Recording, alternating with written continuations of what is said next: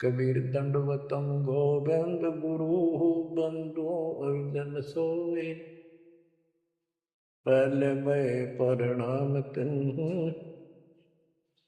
नमो जुआगे ओए। कबीर गुरु को की जय दंडवतम कोटि कोटि प्रणाम। कीट न जाने रंग को यूं गुरु कर है आप समान। बच्चों, मानुष जन्म परमात्मा की कृपा से आपको प्राप्त है। मनुष्य जीवन के अंदर मूल उद्देश्य केवल भक्ति करना और मोक्ष कराना होता है। इसके लिए सर्वप्रथम गुरु की आवश्यकता होती है। सर्वप्रथम गुरु की, गुरु पूर्ण हो, तत्व ज्ञान प्राप्त हो और संपूर्ण भक्ति मोक्ष मार्ग यानी सभी मंत्र सत्य हों। फिर भक्त मर्यादित रहे, समर्पित रहे, आसानी से मुक्ति प्राप्त कर सकता है। अब जैसे धर्मदास जी का प्रसंग चल रहा है, तो आप देख रहे हो कितनी अच्छी आत्मा, परमात्मा के चाहने वाली, कति कुर्बान। और जैसा उस अज्ञानी गुरु ने मार्गदर्शन किया, कति अटूट श्रद्धा। सेवक तो ऐसा ही हो, पर गुरु ऐसा ना हो जो जीव को कर्म कांड में उतारे।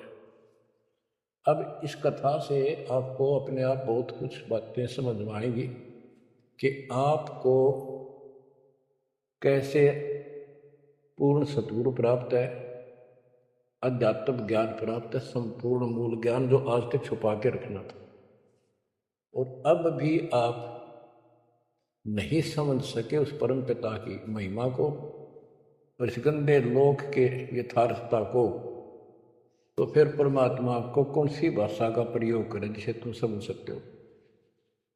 लास्ट फिर वही होगा जैसे 600 साल पहले दाता ने आपको पटक दिया था, ठाके झटक दिया था। या तो आंखें खोल लो, भूल जाओ इन बकवादों को।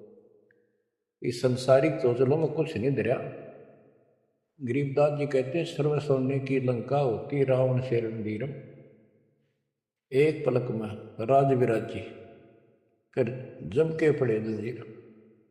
इतने ठाठ बाट थे, सिद्धियां थी, आकाश में चला जाता था, पुष्पक विमान ऊपर से छीन के लाया था कुबेर से। खूब उद्मस्ता रखा था। भगत किसका था? शिव जी का। तीन देव की जो करते भक्ति ही उनकी कदे ना होवे मुक्ति। और कितनी बकवास भर जाए इनमें, जिसके कारण प्रसिद्धियां भी होगी साधु संत ऋषियों की। अंत में इनके पास कख नहीं बचा। ये मूल ज्ञान है, ये सार ज्ञान है। इसको समझो अच्छी तरह, पढ़े लिखे हो, शिक्षित हो, एजुकेटेड हो। परमात्मा ने मनुष्य जीवन इसलिए दिया कि तुम कुछ बुद्धि भी एक्स्ट्रा रखते हो अन्य प्राणियों से। इसका सदुपयोग करो। बकवाद बहुत कर ली, बाहर जाना पड़ेगा। अब बच्चों, प्रसंग धर्मदास जी का चल रहा है। देखो, अपना पिता अपने लिए कितना कष्ट उठा रहे हैं। एक जीव को काल की दलदल से बाहर खींचने के लिए कितना कुछ उन्होंने किया। बालक की तरह पीछे पीछे फिरे, कहाँ जंगल में, कहाँ किसी दरिया पे, कहाँ किसी तालाब पे, कहाँ कहाँ कष्ट वो मालिक उठाया उन्होंने। वो कहते, दो दिन मेरी शरण हो, ताका हो मैं दास, केल केल लग गया प्रभुत्व धरती आकाश। जैसे राजा अम्बरीश था, उसके पीछे लगे रहे थे। लेकिन हम नहीं समझते, जब हमारे पास दो पैसे हों या 14 काल की छोटी सी राजा था, भगत बतेरा था, यज्ञ बहुत करता था, वाह हो रही थी, पिछले संस्कार भी अच्छे थे। वो संस्कार कब बने? जब कभी कबीर साहब की शरण में था, जैसे कलयुग में हो तुम। अब ये जो रह जाएंगे ना, पार हो गए सो हो गए। भक्ति अच्छी करते हैं क्योंकि सत्साधना मिल गई। एक सांस की कीमत कितनी गजब की है, इसकी बहुत वैल्यू है। पार ना हुए तो फिर ये यूँ फंस जाएंगे काल के। इनको स्वर्ग में रखेगा, देवता बनावेगा, पूरा माचे माचे आन देंगे, फिर राजा पृथ्वी बना देगा। पृथ्वी पा के फिर ये पिछले पुनों के कारण ठाठ तो होने हैं, और भक्ति भी करेगी आत्मा, क्योंकि पीछे भक्ति की चास पड़ी हुई है इसको। तो भक्ति गलत करें जाएंगे, लाभ नारे हुए दिखेंगे। यो काल का भयंकर जाल है। मालिक फिर भी अपने बच्चे के साथ रहता है, फिर भी उनको राह दिखाने की चेष्टा करता है, किसी न किसी रूप में अपनी सच्ची भक्ति फिर से बताने की चेष्टा करता है। मानते हैं ना मानते वो अलग बात है। फिर राजा जनक हुआ अम्बरीश का जीवन पूरा करके, राजा जनक का पूरा करके फिर स्वर्ग गया। स्वर्ग में जाते समय लूट लिया काल ने। बिना विवेक वेख जो धारा क्रोध करते हैं, सो भी बिना विवेक के नो नाश करते हैं। उड़ा दया भाव दिखा दी, अपने पुण्य दे दिए, और फिर नंगड़ होकर पृथ्वी पर आ गया। सारे पुण्य वहाँ खत्म कराया, आधे आधे ऊपर स्वर्ग में भोग लिए, और फिर पृथ्वी पर आ गए। पहले राजा था दो जीवनों में, राजा अम्बरीश वाली आत्मा, अम्बरीश राजा, राजा जनक सीता का पिता, और फिर वही आत्मा बाबा नानक बनी, खुद नौकर लगा के नवाब के यहाँ। जब ये इस स्थिति में आ गया, कभी हैंड टू माउथ हो गए, तब दाता फिर मिला अपने बच्चे को। फिर राह दिखाने की चेष्टा की, खूब वाद विवाद किया। ने बोला आँखा देखो तो मानो, आँखा भी दिखाया, जब जाकर माना। बच्चों ऐसे आज आपके साथ खड़े कर दाता देख कहाँ से के होने लग रहा है, यह भी तरह समझ में नहीं आ रही, ये भी तुम नहीं समझ पा रहे। What is this? इसका नाम है कबीर भगवान। इसको कहते सक्षम समर्थ परमात्मा। बच्चों यहाँ देखो मालिक ने कैसे अपने बच्चों तक संदेश पहुंचाने लग रहे। काल ने जुल्म करने में कसर नहीं छोड़ी, पर यूँ भी तो उसका बाप है। और देखो अपने बच्चों को कैसे अमृत छकाने लग रहे हैं। इन क्रियाओं को देखकर ये विश्वास कर लेना चाहिए कि आप समर्थ की शरण में आ चुके हो। द्वार धनी के पड़ा रहे, धक्के धनी के खावे, 100 काल झकझोरी कर द्वार छोड़ जाओ। इब तुम इतना जरूर कर दियो, और कुछ ना बने तो इतना रहियो, मालिक की शरण से दूर मत होना। चाहे दुखी दिखो चाहे सुखी दिखो, इब के आप सत्य में अगला कदम है, बस नथिंग एल्स, दूसरी बात नहीं है। पर होगा उनका जो मर्यादित रहेंगे, समर्पित रहेंगे, तन मन धन सब तेरा, ये कहने से नहीं करना होगा। काल जाते आज ले चलो दाता, रखियो अपने चरण में। तो बच्चों फिर जब तक चाहोगे तब तक जीवन दे देगा आपको, जब तक चाहोगे। लेकिन अंत में एक ऐसा आप पर प्रेरणा हो जाएगी आपको, और आप ही कहोगे दाता ले चलो वापस, बस बहुत हो गई। तो कहते हैं जीव इतना जोखिम नहीं, मरा जब निशंक मरे, परमात्मा कहते हैं। तो ये हमारा मरना नहीं होगा, हम तो मेले से बजावांगे, शरीर छोड़ जाए कहाँ चढ़ी, पक्षी उड़ा आकाश को चलते कर गया बीट, ये तो वो है। बच्चों प्रसंग धर्मदास जी का चल रहा है। परमात्मा ने धर्मदास जी को पूरी सृष्टि रचना फिर सुनाई, क्योंकि शुरुआत में उसने इसलिए सुनी थी, अपना तर्क मन में अलग रखा था। साथ में आमनी देवी ने भी सुनी, दोनों को विश्वास हुआ। परमात्मा से कहा कि जोड़ पानी में पूछो स्वामी, पानी माने हाथ, जोड़ पानी में पूछो स्वामी, को कृपा कर अंतर्यामी। ओ साहब नाम का आही, परचय नाम कहो मोय पाई। गुरु और सतगुरु तुमको कहूँ, ए प्रभु कौन देश तुम रहो। परमात्मा बोले, ओ धर्मनी जो पूछो मोही, सुनो सुरती धर कहो मतोई। जिंदा नाम है सुन मेरा, जिंदा बेस खोज की तोरा। हम सतगुरु के सेवक आही, सतगुर संगम सदा रहाई। सतपुरुष व सतगुर आही, सतलोक में वह सदा रहाई। सकल जीव के रक्षक सोई, सतगुर भक्ति काज जीव होई। सतगुर की भक्ति से जीव के सब काम ठीक होंगे। सतगुर सत्य कबीर सो आही, गुप्त प्रगट कोई चिन्ह नाही। सतगुर आज जगत तन धारी, दासा तन दर शब्द पुकारी। काशी रह परख हम पावा, सत नाम उन्मोहि दंडावा। परमात्मा अपने को छुपा के कहते सब परमात्मा तो सतलोक में रहता है और वहाँ से चलकर आया हुआ है। अब वो सतगुरु सत कबीर काशी में है। वो प्रगट है, गुप्त है।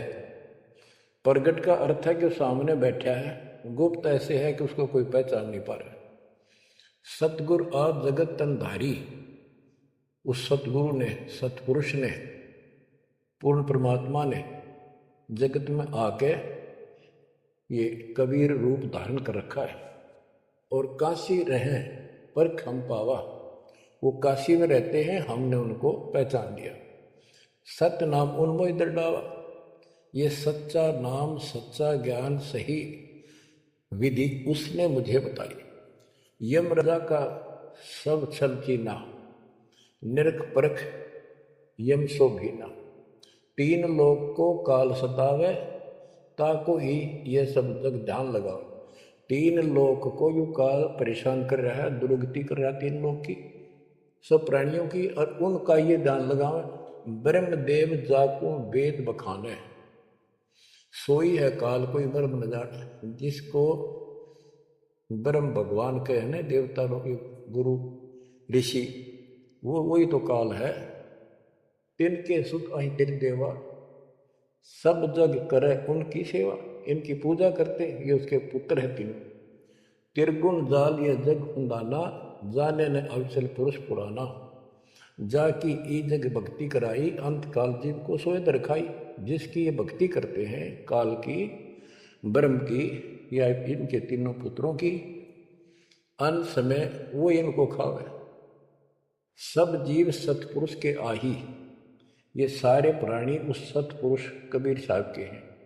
यम दे धोखा फांसाता ही, प्रथम बहे असुर यमराई। बहुत कष्ट जीवों के लाई, दूसरी काल कला पुन धारा। धर अवतार असुर से हारा, जीवन बहुविध कीन पुकारा। रक्षा कारण बहु करे पुकारा। जीव जाना ये धनी हमारा, दे विश्वास पुनः धर अवतार। अब क्या ये बताना क्या चाहते हैं परमात्मा?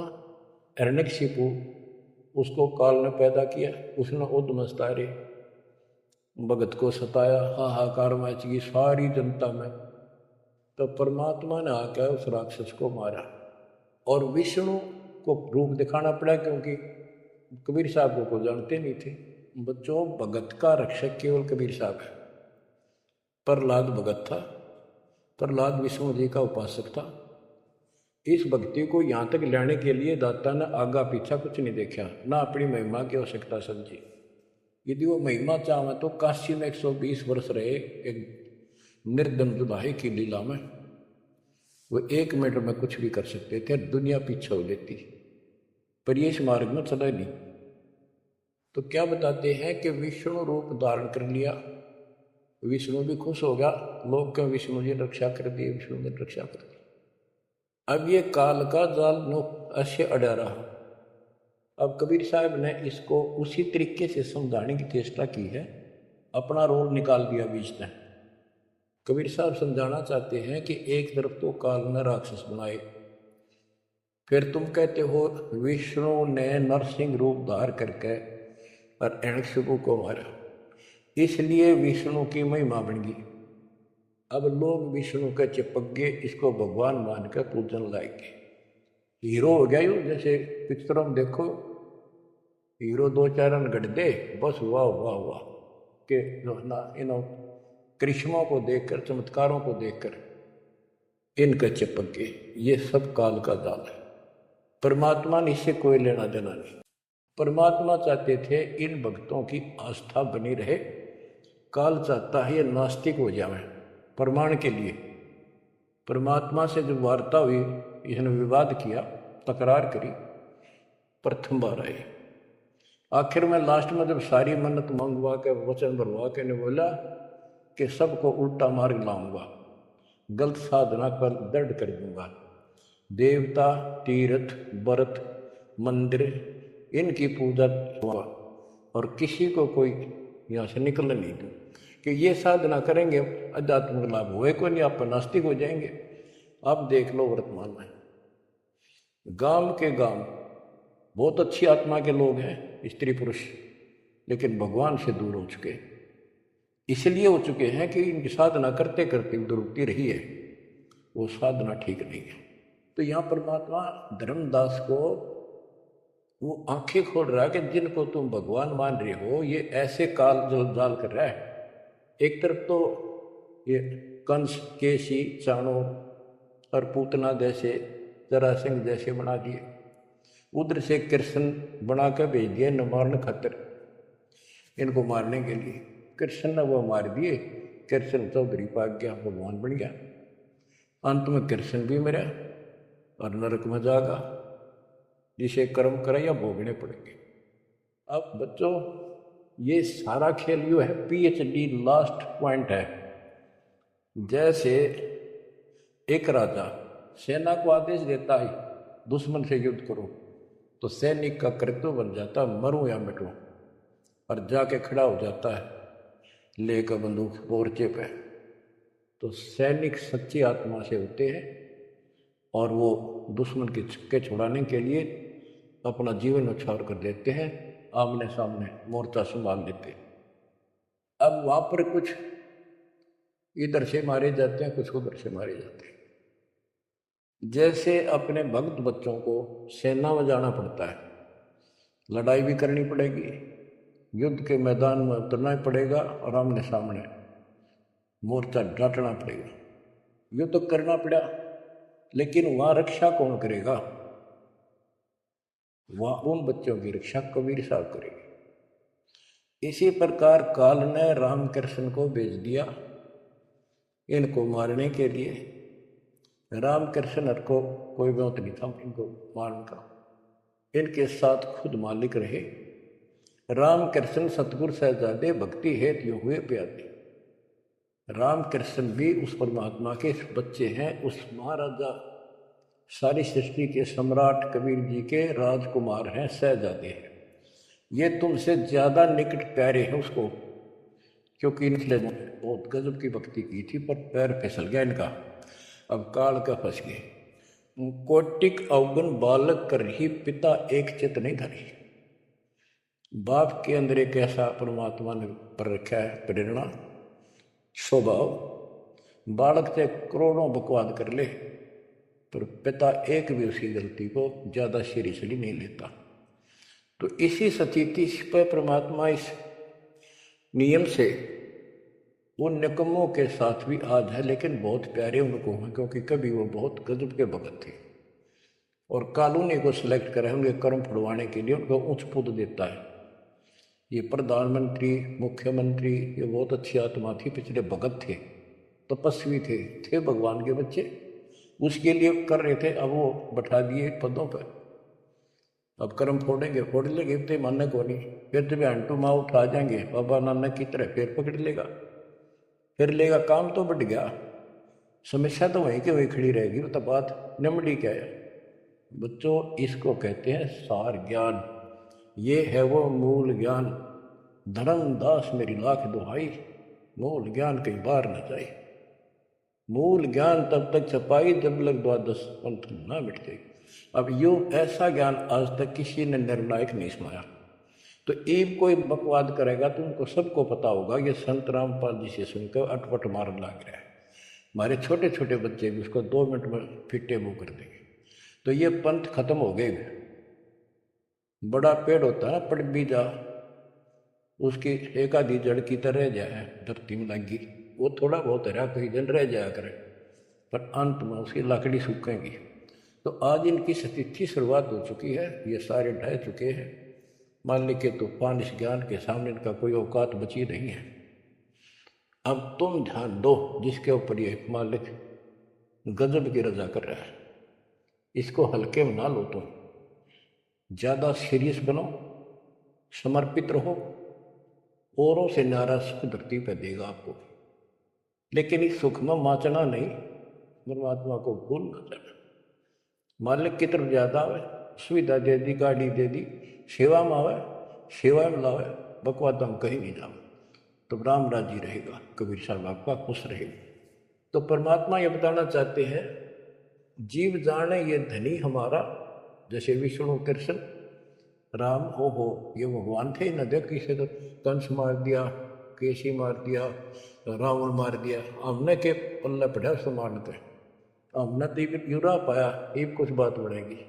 प्रभुता देख के न विश्वासा, अंत काल पुंतर करे गिरासा, या प्रभुता देख के इनकी राम कृष्ण के बड़े हीरो थे, अर्जुन कर दिया, लोगों ने इनको भगवान मान दिया। ये बते डपली पिटन लाग रहे हैं। द्वापर देख कृष्ण की रीति, परमात्मा कहते तू कृष्ण जी का भगत है, सुन ले कृष्ण की नीति अनीति।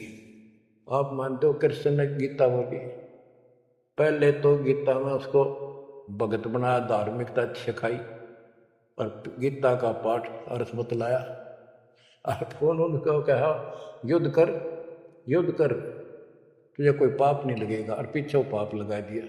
हिमालय में जाके गड़ो, अश्वमेघ यज्ञ करो, तुमने बंधुघात किया इसलिए पाप लगे।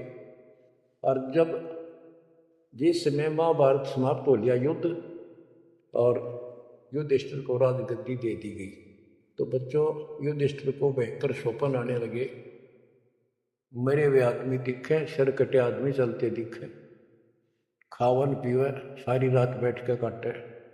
द्रौपदी ने देखा, उसने अपने अन्य पतियों को बताया, अर्जुन को, भीम को, आदि को, कि ऐसी स्थिति आपके भाई की है, यूँ ना सोता ना आपको बताता, ये उस दिन का मेहमान है।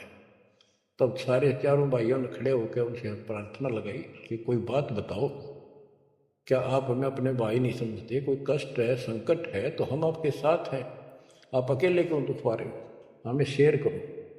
कुछ दिन तक कुछ नहीं किया, फिर आखिर में बता दी कि ऐसी स्थिति है मेरी। फिर क्या होता, जब ऐसा संकट आता है आप अपने गुरु से ही बात करते हैं। श्री कृष्ण जी के पास गए, श्री कृष्ण जी को सारी स्थिति बताई कि हमारे भाई को ऐसे ऐसे समस्या हुई, कोई समाधान बताओ। तब वो कृष्ण जी कहते हैं कि तुम्हारे को जो युद्ध में तुमने पाप किए, बंधुघात किए, भाई मारे, भतीजे मारे, वो पाप लगा है, और इसके लिए एक अश्वमेध यज्ञ करो, उसकी शर्त बताई थी। अर्जुन उस समय स्तब्ध रह गया कि ये, और कृष्ण उस दिन तो कह था तुम्हें कोई पाप नहीं लगा तो निश्चिंत होकर युद्ध कर ले, मैंने सारे रखे, तो तेने मत बनाना। आज ये पाप कहाँ से आ गए? विवाद करना इसलिए उचित नहीं समझा कि जब मैंने यह पॉइंट उठा दिया, भाई मेरा इलाज नहीं कराऊंगा, क्योंकि उसमें करोड़ों रुपए लगने थे उस धर्मयज्ञ के अंदर, और युवती ने सोचेगा भाई खुश नहीं है, मेरा इलाज कराऊंगा, ये मर जाएगा, इतना धर्म कर्म का पक्का। तो अर्जुन ने अपने सब्र का घूंट पिया, अपने दिल की झाल डटी, और जैसा कहा वैसे यज्ञ करवाई। उस यज्ञ में शर्त थी कि एक पंचायन संघ अलग से रखा जाएगा, कि एक आश्रम सा बना के साफ सुथरी सोच स्थान पर एक अलग से उसका स्टैंड बना के, और सब महापुरुष देवता पृथ्वी के ऊपर के लोक स्वर्गलोक के सारे बुलाओ, और सब पृथ्वी के जीव ब्रह्मा विष्णु महेश सबको न्योता दे दिया। 56 करोड़ यादव, 12 करोड़ ब्राह्मण, 88,000 ऋषि, 33 करोड़ देवता, और ये सारे आगे। सब ने भोजन खा लिया, और शंख नहीं बजा, यानी यज्ञ संपूर्ण हुई नहीं। यज्ञ पूरी ना हुई तो पाप कटे नहीं, वो दुख नो का नो रहेगा। तो इतना खर्च हो चुका, और बात वही की हुई, कोई ट्रीटमेंट नहीं। श्री कृष्ण ने भी खाना खा लिया। उस समय युधिष्ठिर ने पूछा, भगवान अब कैसे बात बनेगी, सब ने भोजन खा लिया। तब कृष्ण जी ने बताया, क्या तुमने इधर एक संत है, उसका ये सुदर्शन नाम है, वो एक गुरु भक्त है, उसको निमंत्रण नहीं दिया। भीम की ड्यूटी थी, सेवा थी उस साइड में निमंत्रण बांटने की। भीम से पूछागा, भीम ने बताया कि मैं गया था पर वो गलत बोला। उसने कहा कि तुम्हारे से तो कसाई भी अच्छा था, तुमने इतने मानस मार दिए। वो विधवा बहन सैनिकों की आज तक टक्कर मार कर रो रही है, तुम बैठ के मौज कर रहे हो, नरक में पड़ोगे जाके, तुम्हारे अन्न खा कर नरक में जाना क्या मैंने? पहले मुझे ऐसी ऐसी 100 अश्वमेघ यज्ञ का फल दो, तब मैं तुम्हारा टूक तोड़ूं। कृष्ण बोला फिर आपने क्या कहा? मैं क्या कहूँ था जी? उसने फिर कह दिया बताओ ना मन्ना, ये तेरे बिना कि हमारी यज्ञ अधूरी रह जाएगी, श्री कृष्ण जी हमारे साथ। तब भगवान बोले सारी बात बिगाड़ दी, तुम चलो। पांचों को रथ में बैठा के लाया, उनकी कुटिया से एक कम से कम 1 योजन यानी 12 किलोमीटर दूर रथ रोक दिया। वहां से पैदल चल के आए नंगे पैरों। उस दिन क्या था, सुदर्शन जी ने अपने गुरु परमात्मा खुद कबीर साहब करुणामय नाम से प्रकट थे द्वापर में, उनके वो शिष्य थे, उनको सारी बात बताई। परमात्मा को पता था फेरा होंगे काम तो उनका होना को नहीं। तो सुदर्शन जी से बोले तुम घूमन फिरन चला जा के तय वो फेरा होंगे। कि सुदर्शन जी तो चले गए भ्रमण पे, परमात्मा उनका रूप बना के वहां बैठे की कुटिया में। जब वह सारी टीम पहुंची कृष्ण वाली, जाते ही श्री कृष्ण ने दंडोत प्रणाम की, साथ में 5 पांडव करनी थी। फिर कहा, परमात्मा ने पूछा है जगदीश ये 3 लोग के मालिक या कैसे आना हुआ गरीब की झोपड़ी पे? तो श्री कृष्ण जी ने कहा आप जानी जान हो, इन्होंने ये पांडव हैं, ये भीम है, ये युधिष्ठिर है, सारी इंट्रोडक्शन कराई। ये आपको निमंत्रण देने आए हैं इनके यज्ञ में प्रसाद पाओ ताकि इनका कल्याण।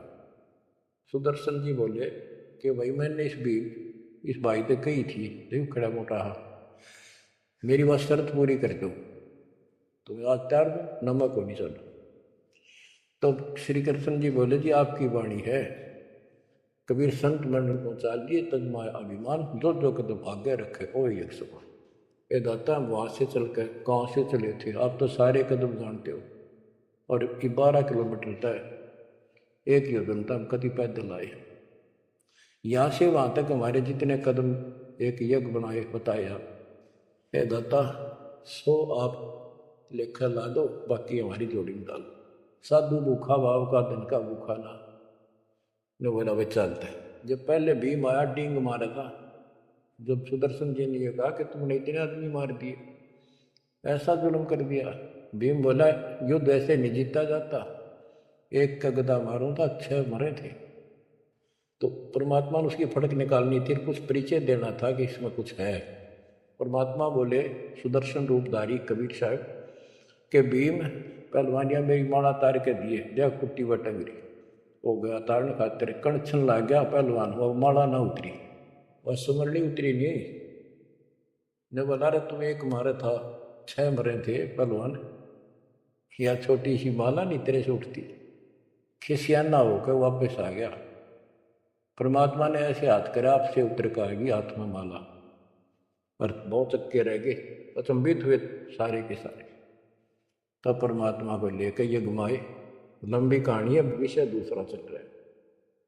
तब उस दाता के भोजन करने से उनका काम बना, जब वो शंख बजा।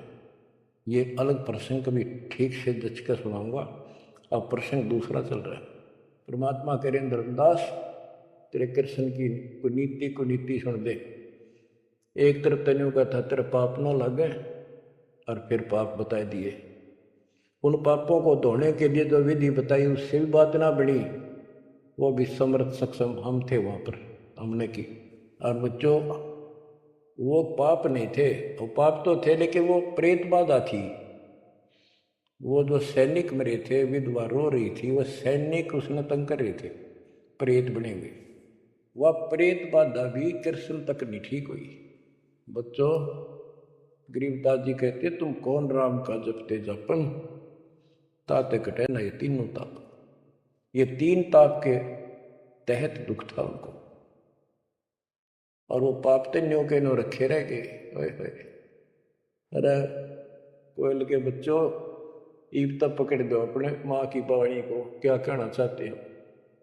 अब 20 कागाड़ा के साथ रहोगे क्या? अब क्या बताते हैं, गीता पाठ का अर्थ बतलावा, पुण्य पाछे वो पाप लगावा, बंधु घात दोष लगावा, पंडों के बहुकाल सतावा। पांडवों को काल ने खूब परेशान किया। और अंत में क्या हुआ, जब दुर्वासा जी ने श्राप दे दिया कि जैसे कृष्ण जी के पुत्र प्रद्युम्न और 2 4 5 और बच्चे मिलकर दुर्वासा जी द्वारका की बड़ी में बैठे थे, तपस्या कर रहे थे, कुछ दिन के लिए कहीं कहीं रुक जाते थे। वो पता चला कि बड़ा पहुंचा हुआ संत सिद्ध आ रहा है। द्वारका के बच्चे श्री कृष्ण को समर्थ मान चुके थे। किसी ने कंस मार दिया, केसी राक्षस मार दिया, चाणूर मार दिया, वैसे काल्यवन मार दिया। तो इन्हों सोच रहे थे कृष्ण तो ऊपर धरती पे कोई सही नहीं। उन्होंने मजाक सूझ गए, वह किसी संत साधु का आदर नहीं करते थे। इस कारण से कि हमारे साथ कृष्ण हमारा कोई कुछ नहीं बिगाड़ सकता। तो उन्होंने शरारत सूझी के यूँ कहे दुर्वासा भूत भविष्य वर्तमान त्रिकाली बता दिए, तीनों काल की जानता है, चलो इसकी परीक्षा लेंगे। एक प्रद्युम्न का पेट पर कढ़ाई बांध दी छोटी सी लोहे की, और लेडीज कपड़े पड़ा दिए गुजरियाँ वाले, ऐसा दिखा दिया जाके जैसे बच्चा पेट में गर्भ है इसका। यूँ पूछने गए महाराज, इनका कई साल में दया करी दाता ने, 12 साल हो गए ब्याह में। अब ये पूछ जानना चाहते हैं कि इनका लड़का हो गया लड़की, बड़े उतावले हैं, आप भूत भविष्य की सारी जानो। दुर्वासा जी ने देखा ध्यान लगा के, ताकि बकवाद करना रहे, गुस्से में होकर ने बोला, या दो कुल का नाश होगा इस पर, ना लड़का हो ना लड़की हो। और आंख लाल करी बाज लिए बच्चे थे, सब ना के पता चला। यानी उस दुर्वासा के श्राप का कृष्ण तक बात गई। कृष्ण जी ने समाधान बताया कि इस कढ़ाई ने घिसा के चूर्ण बना के प्रभास क्षेत्र में डाल दो जमुना में, ऐसा कर दिया गया। फिर भी श्राप न्यू का न्यू रह गया। उस श्राप उस द्वारका में उद्मस उतर गया, अचानक बालक मर गया, अचानक कोई और दिक्कत आ गया, छोटी सी बात पर लट्ठम लट्ठा, रोज झगड़े होने लग गए। कृष्ण जी के पास फिर गए, यू कारण क्या है बताओ भगवान, इसका समाधान बताओ। किसी न किसी की बात नहीं सुवारी, यू कौन सा पाप सेध गया नगरी का। कृष्ण जी बोला, भाई तुमने जो दुर्वासा का श्राप है ये दुखी कर रहा है, इसका समाधान है तुम जाके वहाँ जमुना में स्नान करो प्रभास क्षेत्र में, जहाँ पर वो कढ़ाई के कंड डलवाए थे चूरे बना बना के। उसमें एक कड़ा घिसा नहीं था कढ़ाई का, पूरा ना घिसा, थोड़ा बहुत घिसा, चमकीली सी वस्तु होगी, वो मछली ने खा ली। एक बालिया नाम का मछियारा था और साथ में शिकारी था, वो मछली पकड़ी, वो आ गई, उसने काट के देखी, उसमें चमकीली धातु थी। उसका अपना तीर का एरो बनवा दिया, आगे का ऐसा विषाक्त करके जहर में बुझवा के। और जो कण थे जो कढ़ाई के बताते उनके सरकंडे जान जो बूढ़े बूढ़े, उनके तीखे पत्ते गजब के तलवार जैसे। और कृष्ण जी ने कहा सारे स्नान करो वहाँ जाके, तुम्हारा ये शराब खत्म हो जाएगा। वहाँ बोले सब बच्चे नर कोई ना बचे, गर्भ न छोड़ के, छोटे छोटे नवजात शिशु के साथ ले गए, कहते इन पर शराब ना रह जाए। और वहाँ जाके सारे लड़न लाग गए, पाड़ पाड़ के वो पठेरे सरकंडे एक दूसरे को मारे, तलवार का काम करना कर शुरू कर दिया। कट का मर गए 56 करोड़ यादव। फिर कृष्ण जी एक पेड़ के नीचे बैठ के उस पार दी को सारे दिन शिकारी ने, बालिया कौन था, ये बाली वाली आत्मा थी जो त्रेता युग में श्री राम ने वृक्ष की ओट लेकर मारा था। उसका अपना बदला लेने के लिए उसको बालिया नाम का जीवर बना, शिकारी बना, श्री राम श्री कृष्ण बना। वो आत्मा वो उसके पैर में तीर मार के श्री कृष्ण मारा। उससे पहले श्री कृष्ण ने बच्चे भी बताओ आप हमारे यहाँ तुम जाकर काल कर रहेंगे दुर्गति, फिर आके लेट गया जब वो मारेगा। मरने से पहले उसने वहाँ संदेशा भेज दिया था, पता था कि सारे मरेंगे, तो 500 पांडव वहाँ पहुँच गए। कृष्ण जी बस तड़पन लाग रहे थे, उनको बता दिया भाई ये यहाँ कोई आदमी बचा नहीं है, इन लेडीज को सारी को ले जाना, यहाँ लोग इनकी दुर्गति करेंगे, तुम अपने वहाँ रखना सुरक्षित, और तुम जाके हिमालय में चले जाओ, वहाँ रहो भूखे प्यासे तप करो और वहाँ गलकर मर जाओ, वापस ना आइए। तो पूछा जी कारण क्या है, हम अभी तो राज मिला, 20-30 साल हमने राज मुश्किल से किया है। अब आप कहते हो राज त्याग के वहाँ से ले जाओ, इसका कारण क्या हो गया, क्या गलती बन गई कि तुमने जो युद्ध में पाप किए थे वो पाप तुम्हें दुखी कर रहे हैं, वहाँ तप करने से समाप्त हो जाएंगे। तब अर्जुन को कहना पड़ा कि भगवान आप ऐसी स्थिति में हो, मुझे कहना तो नहीं चाहिए पर मैं रोक भी नहीं सकता अपने आप। पहले तो आप कह रहे थे गीता में कि ऐसे ऐसे तेरे को पाप नहीं लगेगा, ये पाप हमारे सिर पर धरती है। फिर भाई के अश्वमेघ यज्ञ कर पाप खत्म हो जाएंगे, वो पाप फिर भी रह गए। तब मैं बोल नहीं पाया, आज मैं रोक नहीं पाया। या तो इसका उत्तर दे दो ना, मेरा जीना भी दूर हो जाएगा शेष सांस। तब उसने बताया भाई मैंने ना मेरा मन के गीता में कहा था और के कुछ तेरे को बोल रहा था। असली बात यह है अब मैं जो कुया कर लियो कुछ पाप हमारे उड़ तपस्या से कुछ तप बन जाएगा, पाप पूपना कट्टे से उसने में बताई तप करने से आगे फिर थोड़ा बहुत को राज मिल जाएगा। इनके पास इतनी स्टोरी है, ज़्यादा नहीं। तो बच्चों देखो काल का जाल, उसका अंतिम संस्कार श्री कृष्ण का करके वो चले गए और अर्जुन एकलन छोड़ गए कि एकला योद्धा है, कोई खतरा नहीं। सब लेडीज को लेकर चाल पड़ा गोपियों को। रास्ते में बिल्लों ने पकड़ लिया, उन्हें पीटा इस अर्जुन को, गोपियां लूट ले गए, लड़कियां ठा ले गए रामजादे। और इस पर धनुष साथ ले रहा था जो महाभारत के युद्ध में जो उद्मस्त आ रहा था, वो उठा तक ढीसते तब रोवा खड़ा खड़ा कि इस कृष्ण ने तुम्हारा नाश कर दिया, सारे हमारे साथ धोखा किया। जब नाश कराना था युद्ध में, मानस मरवाने थे आदमी, जब तक ताकत दे दी अब मैं खड़ा खड़ा पड़ा। गीता भी यही कहती है बलवानों का बल मैं हूँ, बुद्धिवानों की बुद्धि मैं हूँ। यहाँ परमात्मा कबीर जी बताते हैं युग कृष्ण नहीं, युग काल उनका बाप ये जुल्म करे भाई, इनको पता है नहीं हो क्या रहा है। धर्मदास ये बातें सुनकर चक्कर में पड़ गया, मुंह का नहीं देखे देखे, आंख भी नहीं झपके। ये भगवान कति 100 की 100 सच्ची सारी बात बिड़ा करते। देखिए धोखे बैठे थे, साथ में आमनी बैठी, दोनों टेक टेक सुने मालिक के अमृत वचन। ये परमात्मा हम रोज सुना करते, मेरी तरह पत्थर पड़ गए थे कल। आपके क्या गुण गाओ मालिक, कैसी आँख खोल दी हमारी। परमात्मा कहते और सुन ले। अब क्या है, हिमालय में चले गए सारे पांडव और वहाँ सारे मरते गिर जाते गए। तो कहते जब ये पहुंचे ऊपर तो युधिष्ठिर बाद में मरा, और तो सारे बर्फ में गड़ गए, बर्फ में पैर गड़ जाते कभी, लेकिन युधिष्ठिर का अंगूठा गया, बाकी शरीर जो का तो रहा, मर गयो भी गया। जब ये ऊपर गया, वो पहले जो चले गए थे मर के चारों पांडव और उनकी माँ कुंती द्रौपदी, वह सारे नरक में ठोक रखे। यो पहले स्वर्ग ले जाएगा, फिर इसको कुछ समय नरक में डालना था, क्योंकि इसने धर्मदास झूठ बोली थी युधिष्ठिर ने। कौन सी झूठ बोली थी कि अश्वत्थामा मर गया। द्रोणाचार्य गुरु का बेटा अश्वत्थामा था। द्रोणाचार्य इतना सूरवीर था, अगले दिन उसने युद्ध में उतरना था और कृष्ण जी को पता था, उसने बता दिया था जइयो आ गया ना द्रोणाचार्य तुम्हारे सामने, एक नहीं छोड़ेगा, इतना धनुषधारी है। तो इसका इलाज ये है कि युधिष्ठिर झूठ बोल दे और कि नहीं मानने गए, पहले कईया ने जाके कह नो कह दो कि इसका बेटा अश्वत्थामा मर गया, तो यो उस पुत्र मोह में इतना पागल हो जाएगा, इसका हथियार नहीं उठेगा और युद्ध तक करेगा पर यू हार जाएगा, मारा जाएगा। तो युधिष्ठिर को सब ने कहा जाके कि अश्वत्थामा मर गया। कईयों ने जाके दूत भेजे गए दूसरी सेना में, तो द्रोणाचार्य बोले मैं विश्वास ना करूं, तुम झूठ बोलते हो। अगर युधिष्ठिर कह देगा तो मैं सच्ची मानूंगा। तो दूसरे कह तुम मार दिया तो घेर दिया, ठागा फूक फाक फेंक दिया, ठागा उन्हें।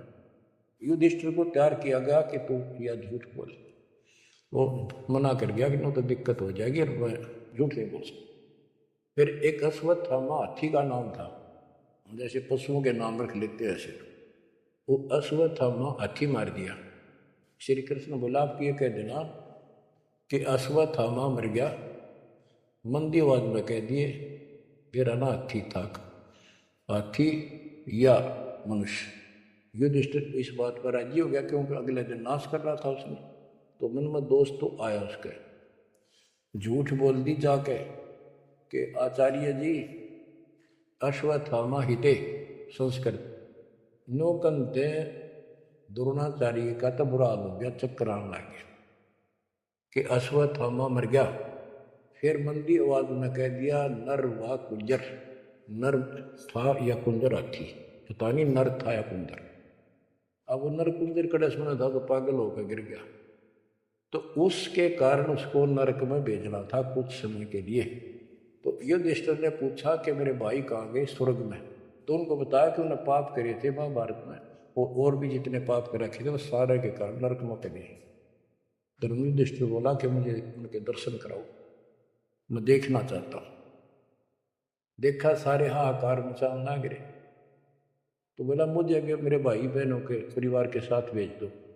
तो वो चाहे थे एक बेचने इसका मार डाल जाएगा, तो वो इस कारण से उसको भी कहते कुछ समय के लिए नरक को भोगना पड़ा। अब ये परमात्मा कहते हैं बंधु घात दोष लगावा, पांडवों के बहुकाल सतावा, भेद हिमालय ते ही गलाए, छल अनेक कीन है ये बराए। बच्चों, और फिर उनको पांडवों को ले नरक में डाला।